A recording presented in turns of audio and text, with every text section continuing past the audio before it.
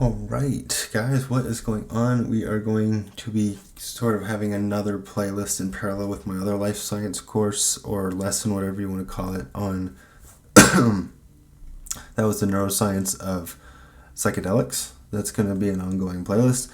This is going to be very, very practical playlist. This is going to be on bioinformatics and cheminformatics for oncology. Now, why am I doing this?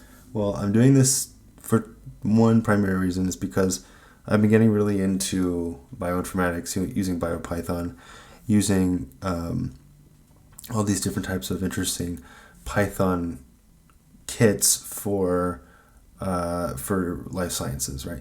The other reason I'm doing this is because, my background is in the life sciences, and while most of my background in the life sciences focus on ion channels, I'm interested in everything in the life sciences. So I figured, why not do this for a good cause? There's a lot of people out there who have cancer or have family members who have been touched by cancer, or not touched by cancer, but who have been sort of affected by cancer in some way, shape, or form. Prostate cancer, esophageal cancer, lung cancer, what have you. And so I think it would be a very practical and very useful thing to help you guys understand what cancer is and how to address it, how to make the world or get rid of cancer in the world, right? Solving cancer is a big problem.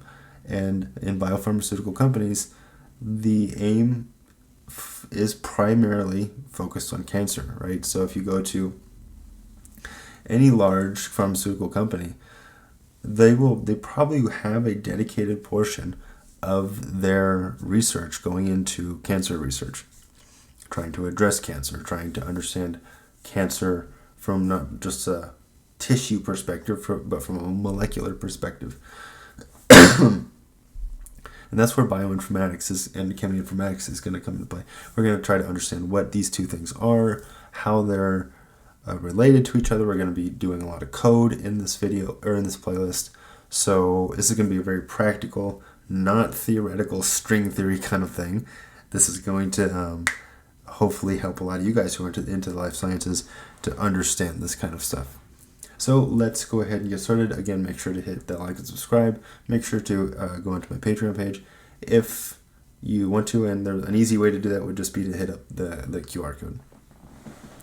All right, so let's start with the fundamental question here. What exactly is bioinformatics? Well, bioinformatics is just a way of taking information from a biological system and finding patterns in that information.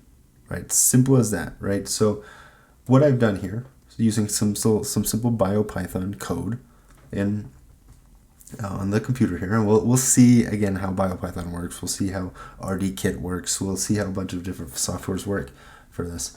But what I've decided to do here is say, okay, we have a kainate receptor. Kainate receptors aren't really unique to cancer in any way, but it's a glutamate receptor in the brain. We can actually get its sequence. Right, we can get its protein amino acid sequence, and when we get that protein amino acid sequence, we can input that into some code, right? And from the code, we can actually tally up. This is interesting. We can actually tally up all of the alanines, all of the cytosine, or all of the glutamic acids, all the different types of amino acids, right? And we can tally them up, we can count them, right? And we can do that, and that's what we're doing here, right? So just to show this off a little bit, this is 4 plots. There's 5 different subtypes of kainate receptors, right? So one subtype is the blue here, the other subtype is the orange, and ignore the red. That's not a subtype. That's a different type of protein that's known to interact with kainate receptors. Just ignore that for right now. But we have the sequence, right, of human gluK1, that's kainate receptor 1, human gluK2, that's kainate receptor 2, human gluK3, kainate receptor 3, and human gluK4. There's a 5th, but putting the 5th diagram on here would have not made it not symmetric and not really nice to look at, I don't think. But we're tallying up all the different amino acids, right? So here's tyrosine W. There's 16 tyrosines in gluK1, right? And I've developed the code in such a way that you can input however many sequences you want to any protein and spit this out in like 1 second, right? We'll see how that all works, okay? So along the way, we're going to understand how BioPython works, how RDKit works, and so forth. But this is one unique feature of bioinformatics. It enables you to take in large amounts of data, large amino acid sequences, and spit out something that is very complex, right? Count all the amino acids, tally them up. Do that all in 1 second. Do that for 4 giant proteins, right? So this is that's one example. Another thing we can do with that information is we could say, okay, here's our amino acid A, that's alanine, right? And we want to compare just alanine across all 4 proteins, right? So, or all 5 in this case, right? Here I was able to incorporate the 5th one. Glucose-5, glucose-4, glucose-3, glucose-2, and glucose-1. Looks like glucose-5 has the most number of alanines in it, right? We can do that for cytosine. We can do that for any one of the amino acids, right? We can tally them up. We can do that for n number of proteins, right? That's the beauty of this. We can take so much data and we can visually look at it and see how all these different proteins are related to one another. All right. So what is bioinformatics?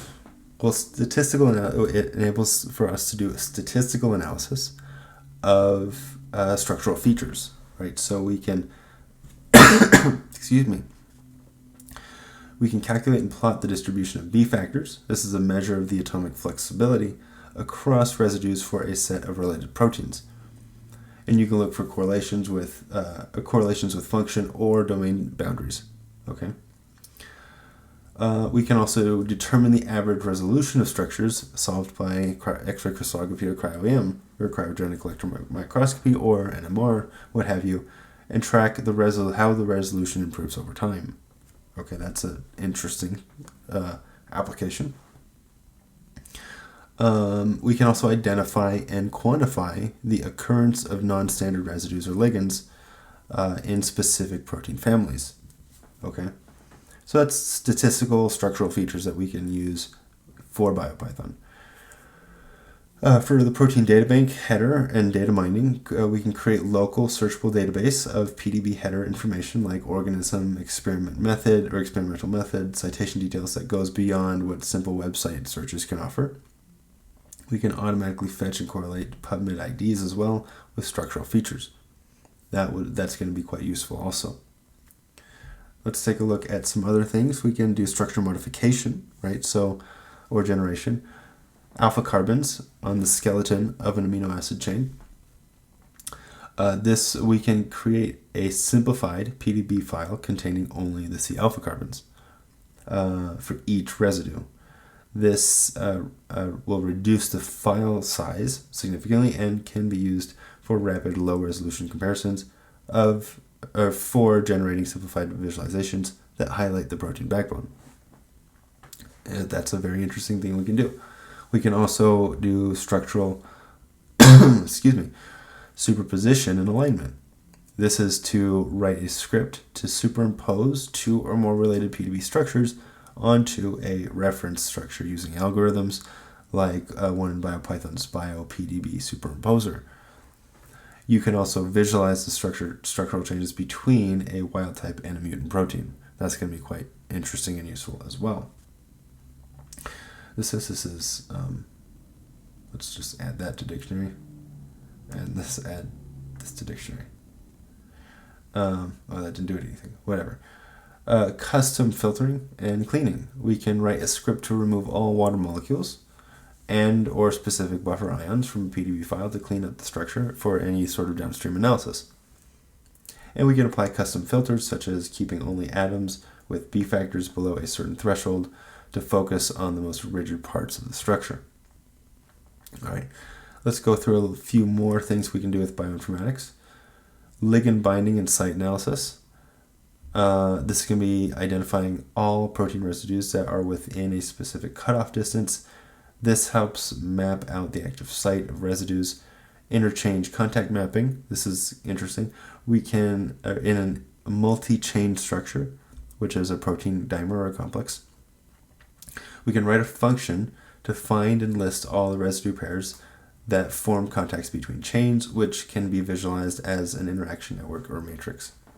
I like matrices. Matrices are my friend. Excuse me. Hydrogen bond or salt bridge prediction. Based on distance and angle criteria, we can use atomic coordinates to programmatically predict the location of non-covalent bonds like hydrogen bonds or salt bridges within the protein of interest. All right, and last but not least, we can do visualizations as well. We can we can create interactive 3D visualizations. We can this is to use or to extract coordinates and metadata using Python, and then use a library like Plotty or PyMol API with Python to create custom 3D visualizations that color code residues based on properties that you calculate, right? So for hydrophobicity, flexibility, mutation severity, and all the rest, right? So this will be interesting and fun. Also, we could treat the protein structure as a graph where residues are nodes and contacts are edges. So using a little bit of graph theory, we can use a graph library like NetworkX, which I've used quite a bit to analyze structure connectivity, community structure, or shortest paths between two residues. We can design programs that use atomic coordinates to generate abstract or artistic representations of protein structure, perhaps by using the coordinates to control music or generative art algorithms, treating the structure as a data-driven blueprint for non-biological outputs. All right, so we sort of covered like why bioinformatics is important, why it's interesting, all the stuff that we can do with it. Now, let's take a look at what some of the softwares are. We're not going to go into the softwares in this video, but let's just get our feet wet with what some of them look like. So we have this. This is a Samsung 1 Angstrom. Very, very nice tool. I really, really like Samsung. It's very seamless to use. The interface is user-friendly. Extremely, extremely nice. Then there's Chimera. Excuse me. Or Chimera X. This is primarily for protein structure visualization. If you get like a cryo-EM structure of some protein or an X-ray structure of some protein, and you have all the atoms, three-dimensional coordinates, you can upload that onto Chimera X, and you can do some programmatic stuff with that as well. Then we have BioPython. BioPython we're going to be looking at a lot in this channel. BioPython is the sort of go-to Python code when it comes to understanding and inputting life science data and manipulating it to however we want. And then there's the pride and glory of all protein chemical informatics, if you will. This is PyMol, right? So PyMol is probably the one, I would argue, probably the one that's most widely known across the industry and across academia. Everyone uses it, right? So I was doing cryo-EM. I was using PyMol. I know people who were not doing cryo-EM. They were using PyMol. In courses and classes, you use PyMol. There's a lot you can do with PyMol. All right, so that's bioinformatics, right? So bioinformatics is this notion that we can take biological data, manipulate it however we need to see fit, and then present our manipulated data or analyzed data in ways that are easy to follow, easy for an audience to follow, or whatever. Or we could find patterns as well. We could find patterns in the data. That I would argue would be the most important thing when it comes to the application of this kind of stuff, right? And so, okay, so we have that. Let's talk about cheminformatics now. So cheminformatics is information on chemistry, not biology, right? So, and the primary kit or the primary tool that we'll use here, this is another Python kit, is called RDKit, And one example that we can use in RDKit is going to be to, I'll make my pointer actually.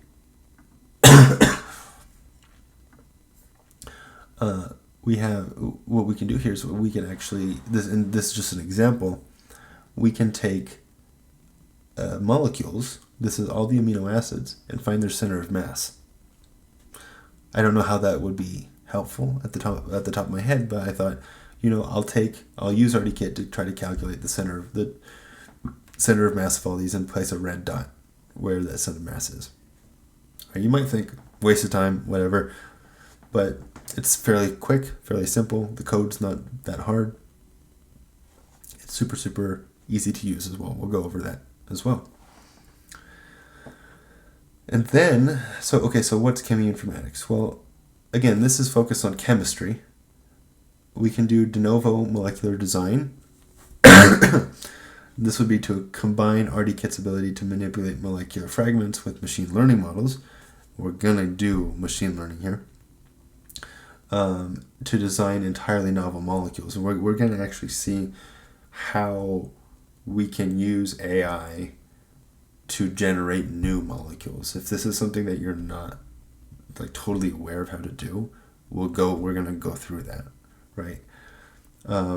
Generate 3D conformations, convert 2D chemical structures like smiles and smile strings into optimized 3D molecular models. Samson does quite a good job at doing that. Reaction enumeration, right? So we can use RDKit's reaction functionality to define chemical transformations and virtually synthesize large libraries of compounds by applying the reactions to a set of starting materials, right? So you have some initial conditions. With those initial conditions, you use the code to then calculate what the outputs are. That'd be that's going to be something very interesting to look at as well. R group decomposition, breakdown of a set of molecules sharing a common core structure, like a scaffold, like a benzene ring or something like that. This fundamental or structural activity relationship SAR analysis, right? So that's what this is, right? So there's structure of a chemical, and this is something that I really want to get across, is that if you have a large chemical, say you have two large chemicals, one and some part of each one of them look very much the same to each other, you might infer they might serve the same function. Might be slightly different because they're different molecules, but because they have these common structures between them, that's how we're going to build.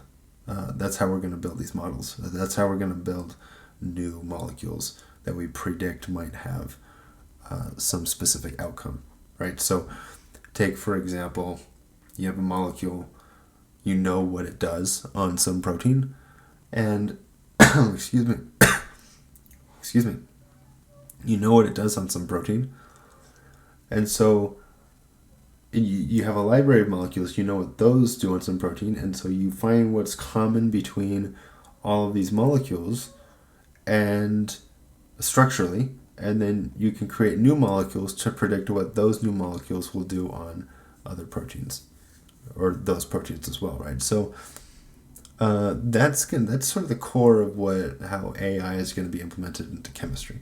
It's going to be finding structural moieties, if you will, or structural similarities between different chemicals. Data analysis, machine learning, right? So I just mentioned machine learning, quantitative structure, activity, property, relationship, calculate wide range of molecular descriptors, molecular weight, number of hydrogen bonds, the pKa, whatever. You take all of those. You could take the structural data, you could take the pKa data, you could take the number of hydrogen bonds data, you could take the number of disulfide bonds data and all of that, and then use all that data to predict what its functional output is going to be, right? Molecular fingerprinting, right? So molecules are going to have a fingerprint to them. Yes, there's something that's going to be unique about each molecule, and then you can find what's similar between those things that are unique, or you can find what the differences are, right? So, and you'll be able to infer functional output from those as well. Integrating with machine learning frameworks. So this is going to be to easily integrate RDKit with popular machine learning libraries like sckit, learn PyTorch, TensorFlow, and we'll talk about those a little bit, by converting molecular objects into numerical formats suitable for training models. Okay. And then visualization and interactive tools. This is going to be high quality molecular descriptions or depictions, interactive web apps, visualizing data, and custom molecule editing. Okay, I'm not going to read all of that. You can pause the video if you want to read all that. Again, these videos, I'm not intending to like reach a giant audience. If I do, great. If I don't, whatever. I just want to get this information out to all of you guys. So these slides might not be sexy. There might not be a ton of animations here. I know how to make animations. To me, when I was going through the animations, I thought, what's the point of this? Right? I see so many channels providing mathematical animations on stuff. And I think that's cool and everything, but I want the practical knowledge. I want the practical application so that I can put this on my resume and say, hey, I know this. Give me this job, right? That's what I think is more valuable. But anyways, let's continue here. So some good tools here for cheminformatics, or I guess it can be RDKit. This is going to be the thing we're probably going to focus on the most. ChemDraw, right? So ChemDraw it's like ChemDoodle. It's like you can draw chemicals, right? And then you can convert those drawings into smiles or whatever. But it's a good way to sort of draw chemicals. It is kind of pricey if you're not part of an institution. But it's nice. I like ChemDraw. And then there's Avogadro. That's free. Avogadro is good for 3D molecular visualization and getting three-dimensional information as well. All right, so that is RDKit and BioPython, which are going to be the two things we're going to look at the most. Now let's take a look at AI and machine learning, because we are in an age where machine learning is super, super important. It's becoming ever more increasingly valuable, right? If you use ChatGPT, Gemini, Grok, whatever, AI is just the name of the game now. And so when it comes to biotech and pharmaceuticals, AI is the name of the game, right? So you have companies like Recursion Pharmaceuticals, very, very interesting, very, very, very cool company that's using AI to create drugs to address various different types of problems, right? Cancer, immunology problems, immunology-related issues, and so forth. So the two tools that I tend to adhere to the most, excuse me, is TensorFlow and PyTorch. Both Python packages. We are going to learn these along the way. We're going to learn how we can implement RDKit into these, and that's going to be fun as well. Okay, so we've talked about bioinformatics. We've talked about cheminformatics. We've introduced a little bit of machine learning and artificial intelligence. Now, let's get into the oncology, because we want to understand this all in the context of cancer. So to do this, let's dive into the biology of cancer. We're going to go into papers. We're going to take a look at diagrams to really understand the biology side of things first before we begin to apply the computational tools to address these problems. All right. So all of biology is encoded. What do I mean by this? I mean that all biology essentially comes down to your DNA. Your DNA is a sequence of amino acids, and the sequence it's like you're reading a book, right? When you're reading from left to right in a book, you read a sequence of letters, and if there's numbers in the book, you're reading those as well. The sequence itself conveys a sense of information to your brain that you can then interpret, okay? If you just see like a standalone alanine, that's going to be no information. It's the sequence that matters, right? So the sequence is we look here, our DNA contains a phosphate linker, a sugar backbone, and a base. Now the base can be thought of, it can be broken up into, or not broken up, but it can be one of 5 things. In DNA, it can be one of 4 things. In RNA, it can be one of 4 things, right? So in DNA, we have adenine, guanine, cytosine, and thymine. In RNA, we have adenine, guanine, cytosine, and uracil. Right? There's a slight difference between thymine and uracil, as you can see here. But that's that, right? So the basic construction of DNA consists of the purines and pyrimidines engaging in hydrogen bonds. Right? So adenine will always pair with thymine, and guanine will always pair with cytosine in DNA. In RNA, the adenine will pair with uracil instead. So we can take a look at an example here. In this diagram, we have our sugar backbone. We have our phosphate linkers. Our phosphate linkers are linked to the sugar backbone, right, through this oxygen right here. And then we have adenine with thymine, and we have guanine with the cytosine. Okay, and we see these hydrogen bonds being formed between the two. We call this end the 5' end because we can count the carbons on the sugar backbone. 1, 2, 3, 4, 5, right? So that this thing is attached to our 5 carbon. This thing is attached to our 5 carbon, right? And we're always reading from up down. So when we're reading from up down on this side, we're reading from 5' end to 3' end. When we're reading from up down on this side, we're reading from this is the 3 carbon, right? For 1, 2, 3, right here we went 1, 2, 3, 4, 5, right? So the 5 is always going to be, or the 3 and the 5 are always going to be attached to each other in this way. It's just that when we're reading from up to down, we're on one side we're reading from 5 to 3, on the other side we're reading from 3 to 5. Okay? Because this is going in a diagonal, and for it to go straight, it needs to curve, right? So that diagonal needs to curve, and we get this double helix effect. Okay? So this is DNA. Now we can think of all of this as DNA holding information, and when DNA holds information, it gets mapped. So we can sort of think of DNA as living in some information space, if you will, if we're looking at this more mathematically. DNA is translated into RNA, or mRNA, messenger RNA, right? That's what we're seeing right here, which is then transcribed into a protein. So you have translation, transcription. These processes are what take DNA from initial DNA to final protein, okay? So that's this mapping here. We're going from information space to a function space. The DNA it might have some function, but it's largely this thing that harbors information, whereas the protein is this thing that harbors functionality. But it's not as simple as this, right?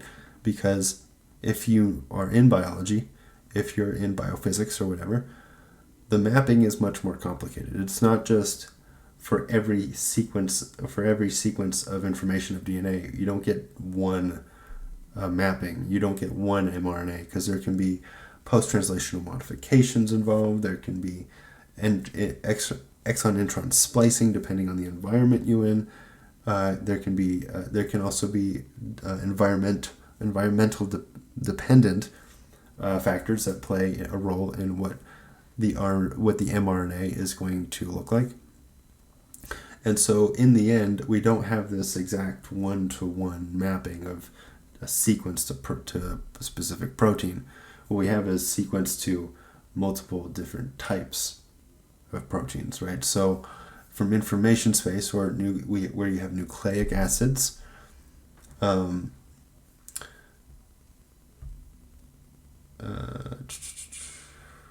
some reason I thought I said that these were amino acids. They are not. Amino acids are in protein space, right? So the nucleic acids are just in DNA space. Amino acids are in protein space or function space, right? So for one sequence of information, you might have different types of proteins depending on what the exon intron is splicing is going to look like, depending on what the environment is. Is it a high pH environment? Is it a low pH environment? What's the temperature of the environment, and all of that. Okay. So that is this is biology in a nutshell, right? This is all of biology in a nutshell, which is actually quite interesting if you think about it in a mathematical way like this. And it's going to be useful, right? Because when we are doing bioinformatics, when we're doing cheminformatics, we want to be able to understand this mapping here as something that can take our input, right, all of our data, right, and be able to generate multiple different types of functions or multiple different types of outputs. Okay, so that's what we're doing here, right? All right, let's dive deeper into a little bit of cancer biology, because that's what we're really here for. All right, so there's two major types of mutations in biology that we classify. Excuse me. We have germline mutations. These are inherited mutations present in all cells. And then we have somatic mutations. These are acquired mutations in specific cells, and these are the primary drivers of cancer. And then there are 6 hallmarks of cancer. Now, if you read this paper here, this is a very classic paper in oncology. This is Hallmarks of Cancer, the Next Generation by Hahnemann and Weinberg in 2011. The 6 hallmarks are the sustaining proliferative signaling, evading growth suppressors, activating invasion and metastasis, inducing angiogenesis, resisting cell death, and enabling replicative immorality. We're going to go through examples of each and every one of those in the next video. All right. Let's go through a little bit more in depth here. So, and we have like a map of what this one lecture is going to look like here. So we covered the introduction, now we're going through the basics of cancer. Sustaining proliferative signaling. This is cancer cells break free from normal signaling pathways that regulate cell division. They can create their own growth factors, have hyperactive growth factor receptors, or have downstream signaling pathways that are constitutively on. The process of evading growth suppressors is the process of, so normal cells will have built-in brakes to prevent uncontrolled growth, whereas cancer cells don't. Okay. Activating invasion and metastasis. This process is where cancer cells spread from their original site to other sites of the body. They gain the ability to migrate. Okay. And then overcome borders or obstacles during that process of migration. And then we have inducing angiogenesis. So this is tumors need a lot of blood supply to grow beyond a certain size. They're going to favor a lot of glycolysis in this process. Cancer cells can secrete signals that trigger the formation of new blood vessels in a process called angiogenesis to feed the tumor. Then we have resisting cell death. Apoptosis is a process of programmed cell death that eliminates damaged or unwanted cells. Cancer cells develop mechanisms to bypass this process, allowing for them to survive when they should die. And then enabling replicative immorality. Normal cells can often divide a finite number of times. Cancer cells bypass this limit, often by maintaining the length of their telomeres, which are protective caps on chromosomes. Okay. I'm going to get some water here really quick.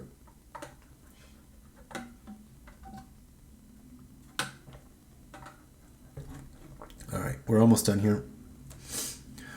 There are 2 emerging hallmarks of cancer, right? So we had the 6 sort of foundational hallmarks. Now there's 2 emerging ones as proposed by Hahnemann and Weinberg. This is deregulating cellular energetics. Cancer cells often reprogram their metabolism to support rapid proliferation. A key example is the Warburg effect, which we're going to talk about in the next video, where cancer cells preferentially use glycolysis for energy, even in the presence of oxygen. And then we have avoiding immune destruction as well. And so this is when the immune system can recognize and destroy early stage tumor cells, and cancer cells will develop various strategies to evade this immune surveillance. And then there's 2 enabling characteristics, right? So this is the genome instability mutation. An increased mutation rate and chromosomal instability provide the genetic raw material for the cancer cell to acquire the hallmark traits over time. And then we have tumor promoting inflammation. This is when chronic inflammation in the tumor microenvironment can fuel tumor growth by providing growth factors, promoting angiogenesis and inhibiting immune response. So, okay. It's like the generals of cancer. And so in the next video, we're going to dive deep into the generals. We're talking about what bioinformatics is. Concrete examples include storing DNA sequences in databases, comparing gene sequences between different species, analyzing the expression levels of thousands of genes simultaneously. The pipeline is going to be: we generate the data, we process the data, we interpret the data, and then we apply the data. Okay? And for the last slide here, a quick recap of the main points of this lecture is that cancer is a genetic disease with specific hallmarks. Right? Those are the 6 hallmarks, 2 emerging ones. Bioinformatics is a computational engine for analyzing cancer data. Okay, we're going to be able to take tissue images and all of that, right? We're going to be able to take data and analyze it using bioinformatics and cheminformatics. And the informatics pipeline transforms raw data into clinical insights. And I just have an image here. Normal cells, fibrocystic cells, cancerous cells, and metastatic cells. And so these are the cells from generated examples that we can look at here. So this video, I think, is going on for about 40 minutes. I'll cap it here, and in the next video we're going to go over specific examples of specific examples of the 6 hallmarks, so that we can really get a tangible idea of what this course is going to entail. And I will say ahead of time that when we go through the examples, the thing that we want to keep in mind is that when we go through the examples, there's going to be certain proteins that are going to be overexpressed or underexpressed. And if you have a tag for those proteins, and you can look at those under a microscope, you could take that image, that's your data in the microscope. You could quantify how much of that protein is there. That's your data, right? You do that for 100 images, and you can begin to start finding patterns. Right, so